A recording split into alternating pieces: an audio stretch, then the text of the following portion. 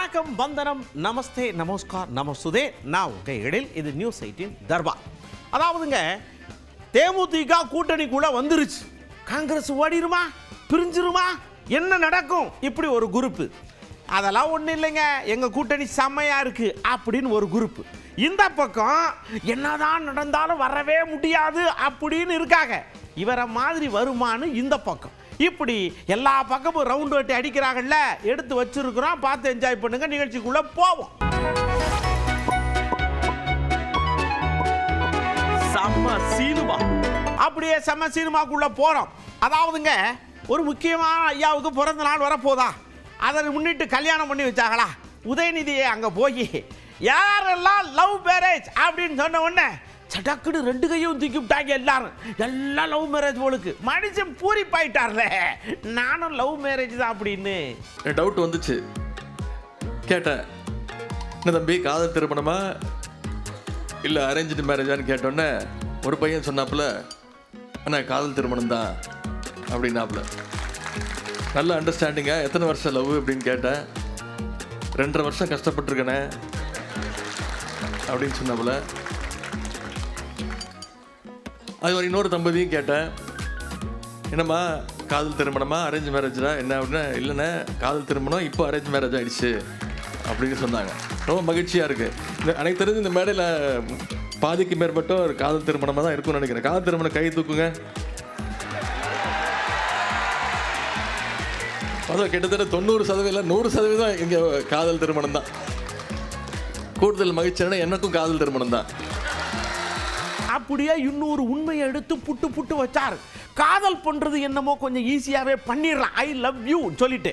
ஆனா கல்யாணம் பண்ணும்போது அவிய அம்மா அப்பாவை சரி பண்ணணும், அவிய தாய் மாமனை சரி பண்ணணும், அவிய சித்தப்பனை சரி பண்ணணும், பெரியவனை ஈடு கட்டணும்.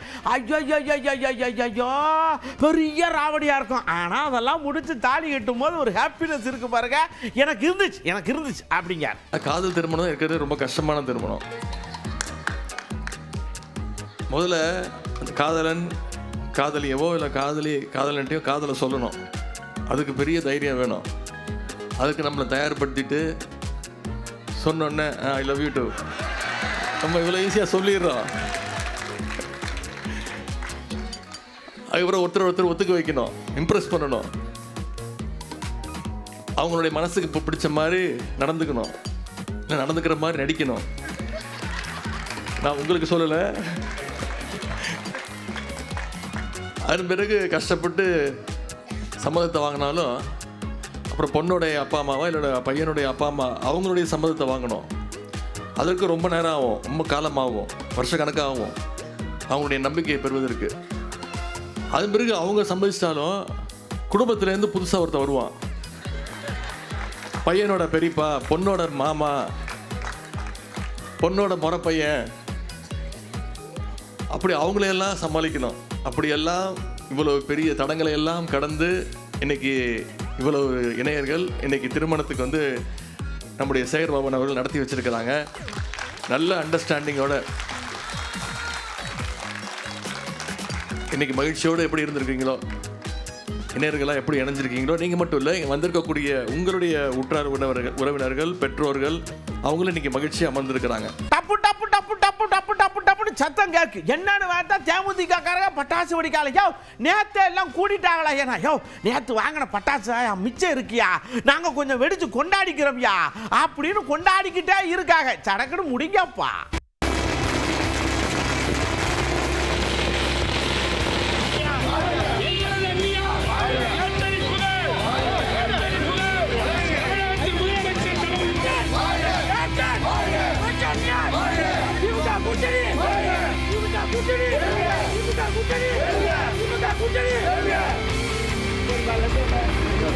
அடுத்து முதலமைச்சர் ஐயா தாங்க, அவர் தாங்க வர போறாரு. உலகத்தில் இருக்கக்கூடிய எல்லாரும் மேல இருந்து ஆசீர்வாதம் பண்ணிக்கிட்டே இருப்பாங்க. அவர் தான் வர போறாரு, இது சத்தியம் நிச்சயம், எழுதி வச்சுக்கோங்க அப்படின்னு சொன்னது யார் தெரியுமா?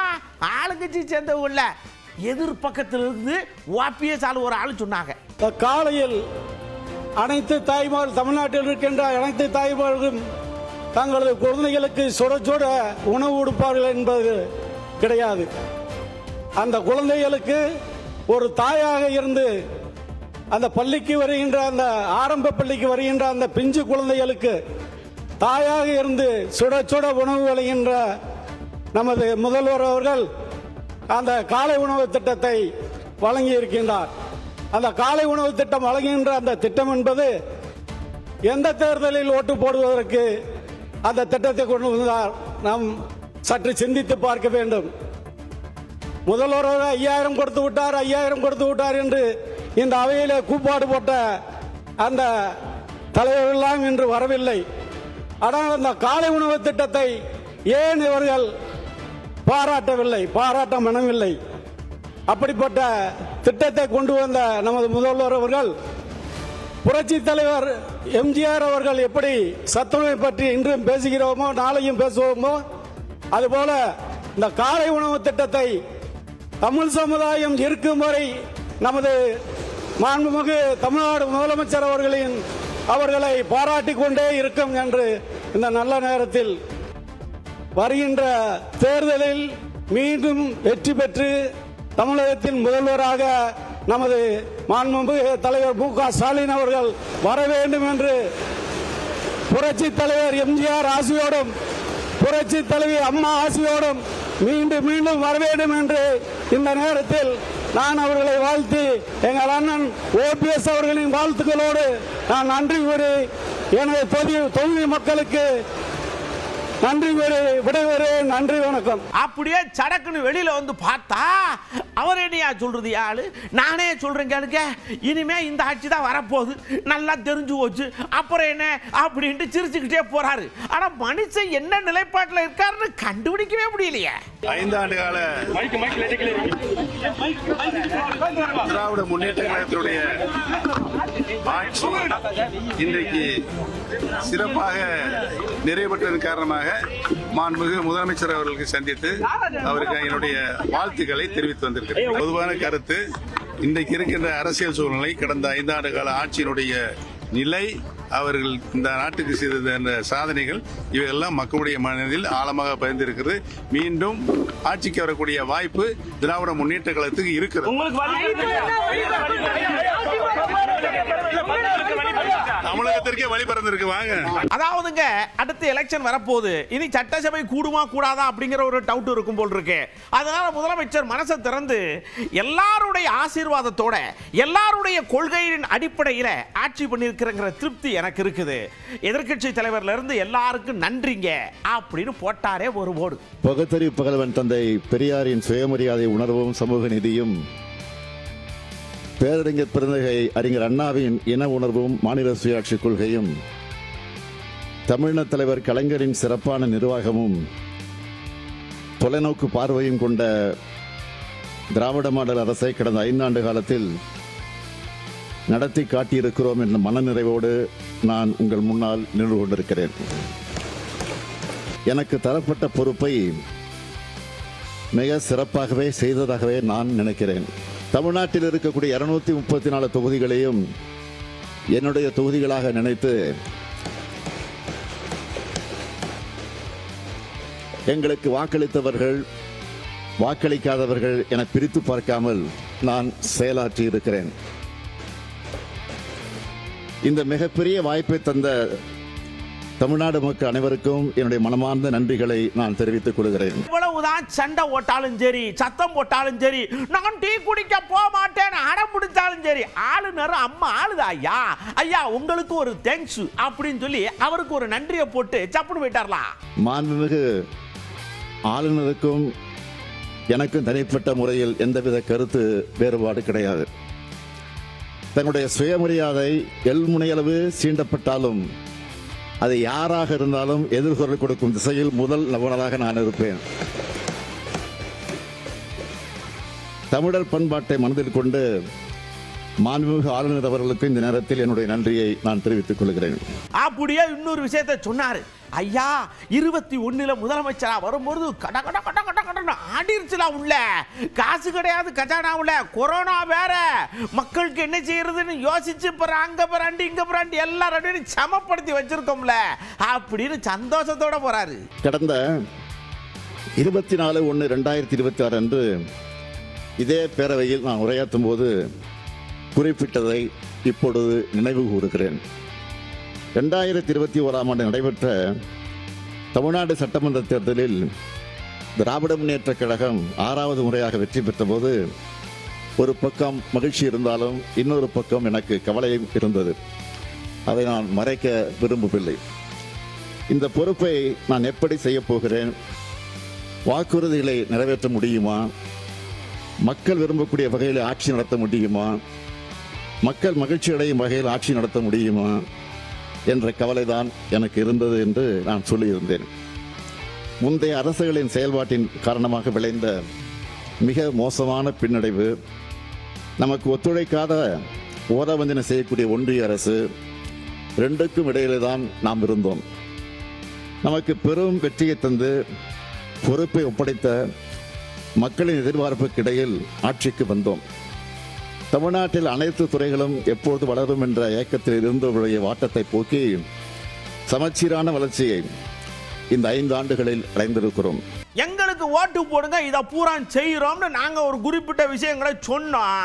அதை விட சொல்லாதது பல விஷயங்களை செய்ய வேண்டியதாகி போச்சு. செஞ்சு விட்டோம், மக்கள் மனசில் நின்று விட்டோம். அடுத்து நாங்கள் தான் வருவோம், நம்பிக்கை இருக்கு, மக்களே கொஞ்சம் பார்த்து செய்யுங்க அப்படின்னு மக்களை பார்த்து சொல்றாரு முதலமைச்சர். விடியல் பயணம், கலைஞர் மகளிர் உரிமை திட்டம், நான் முதல்வன் திட்டம், காலை உணவு திட்டம், புதுமை பெண் திட்டம், அரசு ஊழியர்களுக்கான உறுதியளிக்கப்பட்ட ஓய்வூதிய திட்டம், இன்னுயிர் காப்போம் நம்மை காக்க 48, 4000க்கும் மேற்பட்ட திருக்கோயில்களில் குடமுழுக்கு, குழந்தைகள் முதல் முதியோர் வரை, ஆரம்ப கல்வி முதல் ஆராய்ச்சி கல்வி வரை, இளைஞர்கள், பெண்கள், விவசாயிகள், நெசவாளர்கள், விளிம்பு நிலையில் உள்ள ஆதிதிராவிட பழங்குடியின மக்கள், பிற்படுத்தப்பட்ட மக்கள், மிகவும் பிற்படுத்தப்பட்ட மக்கள், மாற்றுத்திறனாளிகள், திருநர்கள் என அனைத்து சமுதாயத்தினரும் வாழ்வில் உயர்வு கண்டிட எண்ணற்ற திட்டங்கள் செயல்படுத்தப்பட்டதை நான் எண்ணி பார்க்கிறேன். இதற்கெல்லாம் நான் மட்டுமா காரணம்? இல்லை, இல்லவே இல்லை. ஒட்டுமொத்த தமிழர்களும் என் கையோடு கை சேர்ந்து எனக்கு ஆக்கத்தையும் ஊக்கத்தையும் வழங்கி பல்வேறு நலத்திட்டங்களை நடைமுறைப்படுத்தக்கூடிய வாய்ப்பையும் வலிமையும் தந்து எனக்கு உதவினார்கள். நான் இந்த 5 ஆண்டு காலத்தில் எனக்கும் என் மனசாட்சிக்கு மட்டுமே கட்டுப்பட்டு உழைத்திருக்கிறேன். இன்னும் உழைக்க காத்திருக்கிறேன். நாளைய தமிழ்நாடு நிச்சயம் நெஞ்சில் தாங்கி நம்மை வரவேற்க நம்பிக்கை எனக்கு இருக்கிறது. நாளை நாங்கள் அமைக்கப் போகக்கூடிய திராவிட மாடல் 2.0 ஆட்சி எங்கள் சாதனைகளை நாங்களே விஞ்சும் அளவிற்கு திராவிட முன்னேற்றக் கழகம்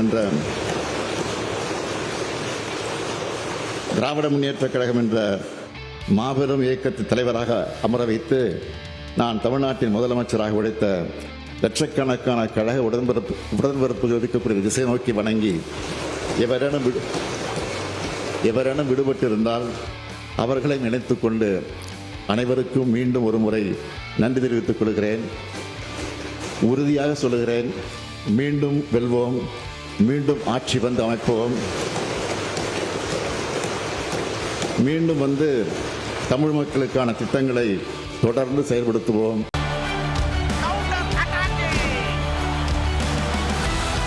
அப்படியே நேராக கவுண்டருக்குள்ள போறான் சிந்தனை செல்வம் அண்ணாச்சி. ஒரே ஒரு விஷயத்தை சுருக்கமா சொன்னார். ஏங்க, விதையை போட்டால் சரட்டுன்னு முளைக்கும், பாறையை போட்டால் முளைக்குமா?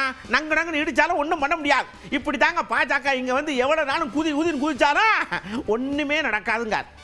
மாண்புமிகு பேரவை தலைவர் அவர்களே, வெட்டனவை மெத்தனவை வெல்லாவாம்னு அவை திருமகள் சொல்லுவாங்க. வலிமையானதெல்லாம் வந்து எல்லாத்தையும் வெற்றிடாது, அதுதான் அதனுடைய அடிப்படை. வேளத்தில் பட்டுருவும் கோல் யானையை தைக்கிற அந்த அம்பு பஞ்சில் பாயாது, பஞ்சை வந்து அது வந்து குத்த முடியாது அப்படின்னு சொல்லிட்டு அந்த அவை திருமகள் என்ன சொல்லுவான், நெட்டிருப்பு பாறைக்கு இருப்பு பாறை, இந்த கட்டப்பாறைக்கு நெட்டிருப்பு பாறைக்கு நெக்கு விடா பாறை. இந்த இடத்துல பாறைங்கிறது கல். இந்த பாறையால் குத்துறா கூட கல்லை வந்து ஒன்றும் பண்ண முடியாது. ஆனால் பசுமரத்தின் வேருக்கு நெக்கு விடும் அப்படின்னு அழகா தமிழ் மகள் அவை சொல்லுவா. பாஜக என்கிற பாறைக்கு தமிழ்நாடு வழிவிடாது. ஆனால் பாசத்தின் தேராய் பசுமரத்து வேராய் இருக்கிற தமிழக முதல்வர் அவர்களே, உங்கள் தலைமையிலான இந்த கூட்டணியின் வருகைக்கு தமிழகம் காத்திருக்கிறது, தமிழகம் இருக்கிறது. ஐயா, முதலமைச்சர் ஏகப்பட்ட விஷயத்தை சொந்தமாவே பண்ணிக்கிட்டு இருக்கிறாருங்க. அதே இது எமக்கு வர வேண்டிய காசு சென்ட்ரல் கவர்மெண்ட்ல இருந்து வந்துருந்துச்சுன்னா வேற லெவல்ல இருந்திருக்கும். ஆனா தரமாட்டாங்கிறாங்க அவங்க அப்படின்னு மாலி ஐயா சொல்றாருல. கல்வி தொகை நியாயபூர்வமாக தமிழ்நாடு அரசாங்கத்திற்கு ஒன்றிய அரசாங்கம் கொடுக்க வேண்டிய 3000 சில்லற கோடி ரூபாய் அவர்கள் சொல்கிற அந்த கல்விக் கொள்கையிலே மாநில அரசாங்கம் திராவிட முன்னேற்ற கழக அரசு கையெழுத்திட்டால்தான் அந்த தொகையை கொடுப்போம் என்று அடம் பிடித்து அந்த தொகை மாநில அரசுக்கு வழங்கப்படாமல் இருக்கிறது. கல்வி, அதனாலே இங்கே ஆசிரியர்களுக்கு கொடுக்க வேண்டிய சம்பளம், மாணவர்களுக்கு செய்ய வேண்டிய சில சலுகைகள் தடைபடுகிறது. இதையும் மீறி தமிழ்நாடு அரசாங்கம் ஏராளமான பள்ளிக்கூடங்கள், ஏராளமான வகுப்பறைகள் இவைகளை கட்டி கல்வி வளர்ச்சியில இன்றைக்கு ஒரு முன்னணி மாநிலமாக திகழ்ந்து கொண்டிருக்கிறது. அப்படியே நயினார் அண்ணாச்சி வந்தாரு. எதுக்கு கொடுக்கணுங்க? நீங்க அரைச்சமாவே அரைச்சு ஊத்திக்கிட்டே இருப்பிய, உங்களுக்கு நாங்க காசு கொடுக்கணுமா? அதெல்லாம் உங்களுக்கு கொடுக்க முடியாது, நீங்க எல்லாம் ஃபெயிலியர் அப்படிங்காருங்க. முதலமைச்சர் அவர்கள் ஒரு இடத்தில் பேசும்போது நாங்கள் 80% வாக்குறுதி நிறைவேற்றியிருக்கிறோம் என்று சொல்லியிருக்கிறார். இன்னொரு இடத்தில் பேசும்போது நாங்கள் 90% வாக்குறுதி நிறைவேற்றியிருக்கிறோம் என்று சொல்லியிருக்கிறார். மதிப்புக்குரிய சகோதரி கனிமொழி அவர்கள் பேசும்போது 75%லிருந்து 80% நாங்கள் தேர்தல் அறிக்கையை நிறைவேற்றியிருக்கிறோம் என்று சொல்ல, ஒவ்வொருவருடைய அறிக்கையும் முன்னுக்கு பின் முரணாக இருக்கிறது. ஆக பாரதிய ஜனதா கட்சியினுடைய சார்பாக, தேசிய ஜனநாயக கூட்டணியுடைய சார்பாக இவருடைய முழு தேர்தல் அறிக்கையை நாங்கள் எடுத்து எதையெல்லாம் செய்திருக்கிறார்கள், எதையெல்லாம் செய்யவில்லை என்று பார்த்தபோது ஒரு பட்டியலிட்டு ஒரு மதிப்பெண் போட்டு பார்த்தோம். அது மதிப்பெண்ணில் இந்த அரசாங்கம் ஃபெயில் ஆயிருக்கிறது என்பதை சுட்டிக்காட்ட நாங்கள் ஒரு தொகுப்பை எடுத்திருக்கிறோம். அதனுடைய அடிப்படையில் இந்த ஆல் ஃபெயில் இது எல்லாருக்கும் உங்களுக்கு கொடுக்குறோம். ஊடகங்கள் நிச்சயமாக இதுவரையில் 5 ஆண்டுகள் எப்படி இருந்தீர்களோ தெரியாது.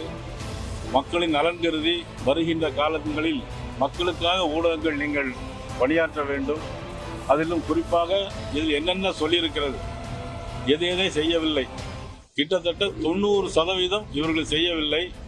இவருடைய தேர்தல் அறிக்கை எல்லாமே, மகளிர் உரிமைத்துறை எல்லாமே தேர்தல் அறிக்கைக்காக, தங்களுடைய ஆட்சி வர வேண்டும் என்பதற்காக, துணை முதலமைச்சரை முதலமைச்சர் ஆக்க வேண்டும் என்பதற்காக செய்யப்பட்ட 5 ஆண்டுகால ஆட்சி. இந்த சட்டமன்றத்தை அவர்கள் ஒரு விளம்பர பலகையாக பயன்படுத்தியிருக்கிறார்கள் என்பதை பாரதிய ஜனதா கட்சியுடைய சார்பாக நான் தெரிவிக்கிறேன். அப்படியே ஒருத்தர் குடுன்னு ஓடியாந்தாரு. என்ன அப்படி 5 வருஷத்துல கட்டி எழுப்பிட்டியே, ஒன்றும் கிடையாது. ஆனா பிம்பம் மட்டும், விளம்பரம் மட்டும் பக்காவா இருக்குன்னு சொல்றாரு நம்ம ஜிவி சண்முகையா.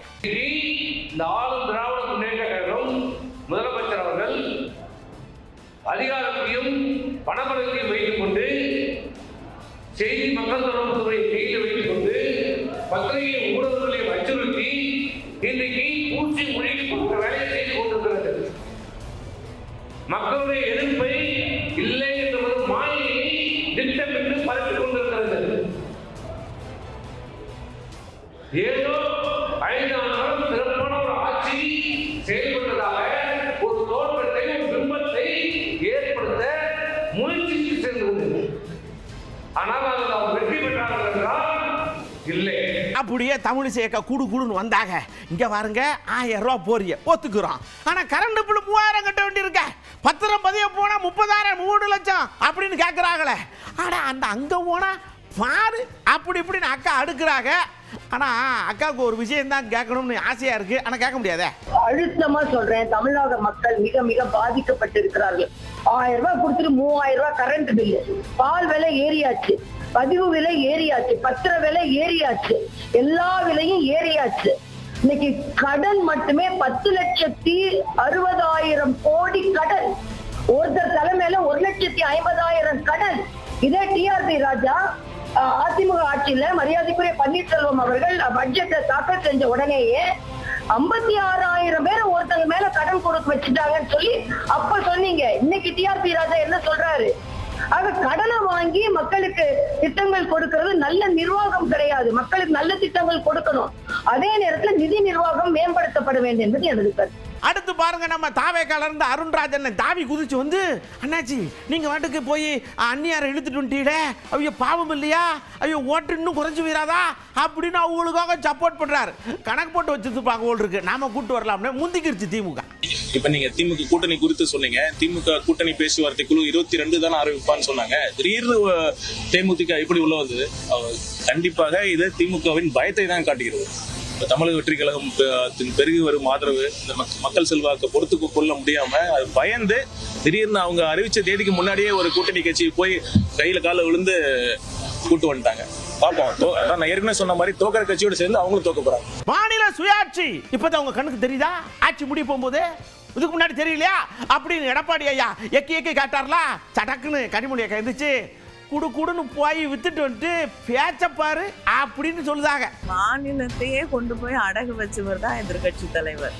அதனால திமுக இன்னைக்கு நேற்று இல்லை, திமுகவோட அடிப்படை கொள்கையே மாநிலத்தில் சுயாட்சி, மத்தியிலே கூட்டாட்சி என்பது. ஒருவேளை அவருக்கு தெரியாம இருக்கலாம். எங்களுக்கு மாநிலத்தில் மேல அக்கறை அவ்வளவு அக்கறை இருக்கு, வண்டியா வச்சிருக்கோம், அப்பப்ப எடுத்து போடுவோம்டா அப்படின்னு முதலமைச்சர் ஐயாவுக்கு சீட்டுக்காக லைட்டா தேய்ச்சி விடுறார். காங்கிரஸ் பேரியக்கம் என்றென்றும் தமிழ்நாட்டுடைய வளர்ச்சியிலும் தமிழ்நாட்டு மக்களின் நலனிலும் அக்கறை உள்ள கட்சியாக இருக்கும். எப்படி ஜார் மன்னர்களை வீழ்த்தி ஸ்டாலின் ரஷ்யாவில் புரட்சி செய்தாரோ, அதே போன்று தமிழ்நாட்டில் மதவாத சக்திகளை, பாசிச சக்திகளை வீழ்த்தி தமிழ்நாட்டின் ஸ்டாலின், தளபதி அண்ணன் மு.க. ஸ்டாலின் அவர்கள் புரட்சி செய்வார் என்ற நம்பிக்கை தமிழ்நாட்டு மக்களுக்கு இருக்கிறது.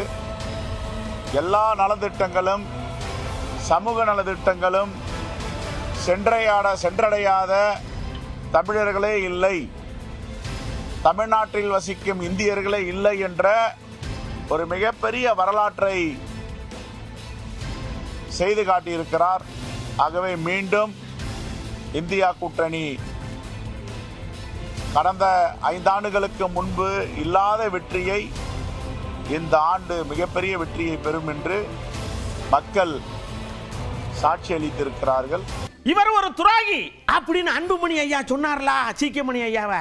அவர் சொல்றாரு, நீங்க ஆட்சியெல்லாம் கரெக்டா பண்ணியே, சரி ஓகே, இந்த விவசாய கடை, மகளிர் கடை, இந்த அப்படி இப்படின்னு கூட்டுறவுல கொஞ்சம் கிடக்குல்ல, தள்ளுபடி பண்ணி விட்டா புழைச்சுக்குருவாங்கல்ல அப்படிங்காரு.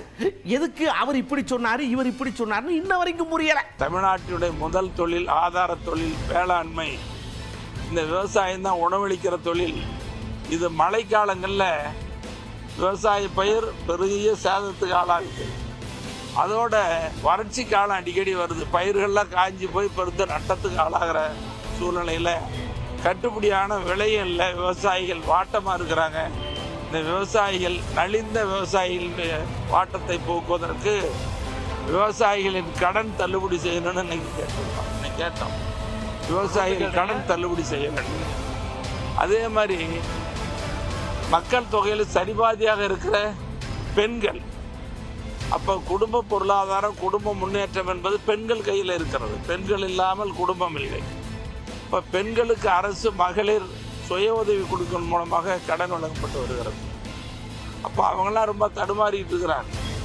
பெண்களுக்கு அரசு நிறைய உதவி செய்கிற இந்த காலகட்டத்தில் மகளிர் சுய உதவி குழு கடனை தள்ளுபடி செய்ய வேண்டும் என்று வலியுறுத்தியிருக்கிறார். அதோட இந்த ஏழை எளிய குடும்பத்தை சேர்ந்த குழந்தைகள்லாம் இன்னைக்கு உயர்கல்வி பெறுறாங்க. உயர்கல்வி பெறுவதற்கு முடியாமல் வங்கிகளில் கடன் வாங்கி படித்து முடிச்சுட்டு வேலை கிடைக்கல. வேலை கிடைக்காம அவங்க திணறிக்கிட்டு இருக்கிறாங்க. வங்கிகள் கடனை திருப்பி கட்ட சொல்லி தொல்லை கொடுக்குறாங்க. அதனால் ஏழை எளிய மாணவ செல்வங்கள் படிப்புக்காக பெற்ற அந்த கல்வி கடனையும் தள்ளுபடி செய்ய வேண்டும் என்று வலியுறுத்தி கேட்டுக் கொடுக்குறேன். சட்டமன்றத்தில் சொல்லியிருக்கிறோம். அப்படியே நம்ம வழக்கறிஞர் பாலு ஐயா இருக்காங்கல்ல, குடுன்னு ஓடியாந்து எங்க ஐயா பெரியவங்க அவங்க என்ன சொன்னாலும் சரின்னு நாங்கள் அமைதியாக இருந்தா அவர் வாட்டுக்கு கையெழுத்து போட்டு கொடுத்துக்கிட்டே இருந்தா எங்க அண்ணன் மனசு கஷ்டப்படுதா இல்லையா, சோறு சாப்பிட மாட்டேங்கிறாங்க, உள்ள போக மாட்டேங்கிற அழுகிறாருங்க அப்படின்னு சொல்றாரு. யாராவது கொஞ்சம் தண்ணியை கண்ணியை கொடுங்க. இந்த நீதிமன்றத்தில் அவர்கள் தாக்கல் செய்திருக்கக்கூடிய ஆவணங்களில் பல்வேறு முரண்பாடுகள் இருக்கிறது. இதற்கு முன்பு தாக்கல் செய்யப்பட்டு நோட்டீஸ் வழங்கிய ஒரு வழக்கில் எங்களுக்குள் எந்த பிரச்சனையும் கிடையாது, எந்த சிக்கலும் இல்லை. அப்படி இருக்கின்ற பொழுது தேர்தல் ஆணையம் எங்களுடைய மனுவை ஏற்றுக்கொள்ளவில்லை என்று ஒரு தரப்பிலும், எங்கள் இருதரப்பிற்கும் பிரச்சனை இருக்கிறது, இந்த பிரச்சனை முடிகின்ற வரை மாம்பழம் சின்னத்தை நிறுத்தி வைக்க வேண்டும் என்று இன்னொரு வழக்கையும், அதற்கு மேலாக எங்கள் பிரச்சனை தீர்வு காணுகின்ற வரை தமிழ்நாட்டில் தேர்தலே நடக்கக்கூடாது என்று ஒரு வழக்கையும், இது போன்ற ஒரு வழக்கை என்னுடைய வாழ்நாளில் என்னுடைய வழக்கறிஞர் அனுபவத்தில் நான் பார்த்ததே இல்லை. இன்னும் என்னவெல்லாம் இவர்கள் சொல்வார்கள், என்னவெல்லாம் செய்வார்கள் என்பது எனக்கு புரியவில்லை. ஒரு நீதிமன்றத்திற்கு வருகின்ற பொழுது, ஒரு ரிட் நீதிமன்றத்திற்கு வருகின்ற பொழுது முறையான தேவையான அவர் பரிகாரத்தை அவர்கள் நீதிமன்றத்தில் கேட்க வேண்டும். ஏதோ ஒரு விளையாட்டு திடலை போன்று இன்றைக்கு நீதிமன்றத்தை எடுத்துக்கொண்டு இதுவரையில் 6 வழக்குகளை தாக்கல் செய்திருக்கிறார்கள். ஒரு வழக்கில் கூட அவர்கள் இதுவரையில் சாதகமான தீர்ப்பை பெறவில்லை. தேர்தல் ஆணையத்திற்கு நூற்றுக்கணக்கான மனுக்களை அனுப்பியிருக்கிறார்கள். ஒரு மனுவில் கூட தேர்தல் ஆணையம் உரிய உத்தரவை அவர்களுக்கு பிறப்பிக்கவில்லை. அவர்களுக்கு கொடுத்த அந்த கடிதங்களுக்கு தேர்தல் ஆணையம் தெளிவாக சொன்னது, இந்த பிரச்சனையை சிவில் நீதிமன்றத்திற்கு நாடி உரிய பரிகாரத்தை தேடுங்கள் என்று சொன்னது. டெல்லி உயர்நீதிமன்றம் 4/12/2025 அன்று வழங்கிய உத்தரவு இன்றைக்கு 2 மாதங்கள் ஆகிறது. ஆனால் மீண்டும் 2 ரிட் மனு, நேற்று ஒரு ரிட் மனு. ஏதோ ஒரு வழக்கு தாக்கல் செய்வது என்று முடிவு செய்து விட்டால் அதே அபிடவிட், அதே பெட்டிஷன், அதுல பிரேயரை மட்டும் மாத்தி ரிட்டு போடுறதுங்கிறத ஒரு வாடிக்கையாக கொண்டிருக்கிறார்கள். எனவே இன்றைக்கு மிக அழுத்தமான தீர்ப்பை நீதிபதி அவர்கள் வழங்கி இருக்கிறார்கள். அப்படியே அவர் இன்னொரு பக்கம் கோபமா பேசாரு. ஒரு வழக்க எல்லா கோட்லையும் போட்டு ஒரே மாதிரி போனா எரிச்சல் வருதுங்க, கோபமா வருதுங்க. வேற மாதிரி ஏதாவது பேசி பஞ்சாயத்தை முடிச்சு விட்டா வேற வேலையை பார்க்க போலாம்ல அப்படின்னு சொல்றாரு. ஆமா, நீங்க சொல்றது ஐயாவுக்கா சின்ன ஐயாவுக்கா? டெல்லி உயர்நீதிமன்றம், சென்னை உயர்நீதிமன்றம் இதுவரையில் நீதிமன்றங்கள் பிறப்பிக்கக்கூடிய எந்த உத்தரவையும் சிவில் நீதிமன்றம் விசாரிக்கின்ற பொழுது கருத்தில் கொள்ளாமல் உரிய விதத்தில் இருக்கக்கூடிய ஆவணத்தின் அடிப்படையில் மட்டுமே சிவில் நீதிமன்றம் உரிய உத்தரவை பிறப்பிக்க வேண்டும் என்ற தெளிவையும் அவர்கள் தெளிவுபடுத்தியிருக்கிறார்கள். இன்னும் ஒருபடி மேலே அவர்கள் சென்றிருந்தால் இன்றைக்கு மருத்துவர் ஐயா அவர்களுக்கு அபராதம் விதிக்க நேர்ந்திருக்கும்.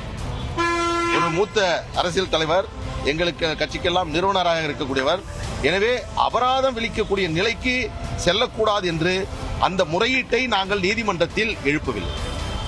இல்லை என்றால் இன்று இருக்கக்கூடிய பல்வேறு முரண்பாடுகள், இதில் இருக்கக்கூடிய அவர்கள் செய்திருக்கக்கூடிய பல்வேறு தில்லுமுல்களை நாங்கள் வெளியே சொன்னால் அது நிச்சயமாக மருத்துவர் ஐயா அவர்களை பாதிக்கும் என்ற ஒரு காரணத்தால் இன்றைக்கு அமைதியாக இருக்கிறோம். ஆனால் மருத்துவர் ஐயா அவருடைய கையெழுத்தை யார் போட்டார்கள், அந்த கையெழுத்திற்கு எந்த வழக்கறிஞர் ஒப்புதல் வழங்கினார் என்பதை உரிய புகார் மூலம் நாங்கள் அதை நிச்சயமாக நடவடிக்கை மேற்கொள்வோம். இதற்கு ஒரு முற்றுப்புள்ளி வைத்தாக வேண்டும். எனவே பாட்டாளி மக்கள் கட்சியினுடைய தலைவர் மருத்துவர் அன்புமணி ராமதாஸ் என்பதும், பாட்டாளி மக்கள் கட்சிக்கு மாம்பழம் சின்னம் ஒதுக்கப்பட்டிருப்பதும், அந்த கட்சி வரக்கூடிய தேர்தலில் போட்டியிடுவதற்கு ஏ ஃபார்ம், பி ஃபார்ம் இதில் கையொப்பமிடுவதற்கு மருத்துவர் அன்புமணி ராமதாஸ் அவர்களுக்கு எந்த தடையும் இல்லை என்பதையும் இந்த தீர்ப்பின் மூலமாக தெளிவாக நமக்கு தெரியும். 24ஆம் தேதி கேஸ் வரப்போகுது, சின்னத்தை நாங்கள் கொண்டு வந்துடுவோம், நீங்கள் அந்த பக்கம் உட்காந்து குய்யா முறையானு குதுங்க, அழுவுங்க, என்ன வேணாலும் பண்ணுங்க, வேற எதுவும் பேசப்படாது, அப்புறம் தைலாவரத்துலேருந்து வேற மாதிரி ரியாக்ஷன் வரும் அப்படின்னு அங்கே இருக்கிற வழக்கறிஞர் இங்கே இருக்கிற வழக்கறிஞருக்கு ஒரு ஊமை குத்த போட்டு விட்றார். மாம்பழம் அலாட் பண்ண வழக்கு 24ஆம் தேதி வருது பிப்ரவரி, 25ஆம் தேதி சிவில் நீதிமன்றத்தில் வருகிறது. அந்த சிவில் நீதிமன்றத்தை அணுகி நாங்கள் உத்தரவு பெறுவோம். ஏனென்றால் சிவில் நீதிமன்றத்திற்கு சீக்கிரம் வழக்கை முடிக்க சொல்லி உத்தரவு தேர்தலுக்கு முன்பாக. எனவே மாம்பழ சின்னம் முடக்கப்படும். ஐயா தான் கட்சியின் தலைவர் என்பது சொல்லப்படும். அன்புமணி கட்சி சாராதவர் என்பதால் அது தீர்மானிக்கப்படும். அது திண்ணம். ஏனென்று சொன்னால் அன்புமணி பாட்டாளி மக்கள் கட்சி இல்லை, பாட்டாளி கட்சியில் உறுப்பினரும் இல்லை. அதற்கு மேற்கொண்டு அவர் அப்பீல் செய்யவில்லை. கட்சியிலே இல்லாத நபரை ஊடகங்கள் தலைவர் என்று சொல்வதே தவறு என்று இன்னொரு வழக்கு போட்டிருக்கிறோம். அப்படிப்பட்ட அன்புமணி உதயசூரியன் சின்னத்தில் நிற்கலாம், இரட்டையிலையில் நிற்கலாம், தாமரையில் நிற்கலாம். பாட்டாளி மக்கள் கட்சி சின்னம் மாம்பழத்தில் நிற்கவே முடியாது. அதை நாங்கள் திண்ணமாக சொல்லுவோம். எனவே அன்புமணி பாட்டாளி மக்கள் கட்சிக்கு சேராதவர், உறுப்பினரே இல்லாத நபர். அவரை பற்றி எந்த கோரிக்கையும் இனி வைக்க முடியாது. அன்புமணி பழனிசாமியுடன் பாட்டாளி மக்களுக்காக கட்சிக்காக கூட்டணி என்று சொன்னது சட்ட விரோதம் என்ற வழக்கும் சிட்டி சிவில் கோர்ட்டில் உள்ளது. எனவே அவர்கள் கூட்டணி வைத்தது செல்லாது. பாட்டாளி மக்கள் கட்சி சின்னம் அவருக்கு கிடைக்காது. பாட்டாளி மக்கள் கட்சி என்று சொல்லாமல் அவர் சுயேட்சையாக நின்று கொள்ளலாம். அப்படியே இன்னொரு விஷயத்தை சொல்றார். அன்புமணி ஐயா அந்த பக்கம் எங்கேயோ சேர்ந்திருக்கார். அவங்க தேர்தல் ஆணையத்தோட கூட்டு வச்சிருக்காங்க. இவங்களுக்கு சப்போர்ட் பண்ற மாதிரி எல்லாம் பண்றது எங்களுக்கு தெரியும். நாங்க உச்சநீதிமன்றத்துக்கு போறோம், நடக்கிறத அங்க வச்சு பார்த்துக்கிறோம் அப்படின்னு சொல்றாருல. முடக்கப்பட வேண்டியதுதான் ரெஃபர் பண்ணாரு. ஆர்டர்ல சொல்லல, முடக்கப்பட்டுணும். இது நம்ம வச்சிருக்க முடியாது டிஸ்பியூட். அது ஒரு பொது நியதி. இருதரப்புக்குள் ஏதாவது சர்ச்சை இருந்தால் எலெக்ஷன் நேரத்தில் சின்னத்தை உடக்கி வைக்கணும் தற்காலிகமா. அதை நாம சொல்லனாலும் எலெக்ஷன் கமிஷன் செஞ்சிடும். தேர்தலுக்கு 5 நாளுக்கு முன்னாடி கூட செஞ்சிடும். பிரச்சனை முடியெல்லாம் பண்ணிடுவாங்க. இந்த முடிவை ஒரு வருஷமா தேர்தல் ஆணையம் எந்த விதமான பதிலும் கொடுக்காம ஒரு வாரத்தில் எங்களுக்கு இன்னும் ஒரு லெட்டர் கொடுத்துருக்கோம். ஒரு வாரத்தில் வேற ஒரு கட்சிக்கு ஒரே வாரத்தில் பதில் கொடுக்குற தேர்தல் ஆணையம் ஒரு வருஷமா முன்கூட்டியே போன வருஷமே அதை அன்புமணிக்கு சாதகமாக நடந்துட்டு அதை மாற்ற முடியாமல் தவிச்சுக்கிட்டு இருக்கிற தேர்தல் ஆணையம் ஏன் இப்படி பண்ணிட்டு இருக்கிறீங்க நாங்கள் கேட்கும்போது தேர்தல் ஆணையத்தில் பதில் சொல்ல முடியல. பதில் சொல்ல முடியாமல் அன்புமணிக்கு சாதகமாக செய்யணும்னு நினைச்சுமே முடியலையே என்ற ஒரு ஆதங்கத்தில் இருந்தாங்க. அதனால் நாங்கள் தேர்தல் ஆணையம் தேர்தலை தள்ளி வச்சுட்டாவது எங்களுடைய பிரச்சனைக்கு தீர்வு கண்டு தான் தேர்தல் தேதி அறிவிக்கணும். இப்போவும் சொல்லுவோம். இதுக்கு மேலே உச்சநீதிமன்றத்துக்கு அப்பீல் போவோம். அங்கே போய் தேர்தலை நிறுத்தி வைக்க சொல்லுவோம். எங்களுக்கு தீர்வு கிடைக்கிற வரைக்கும் போராடுவோம்.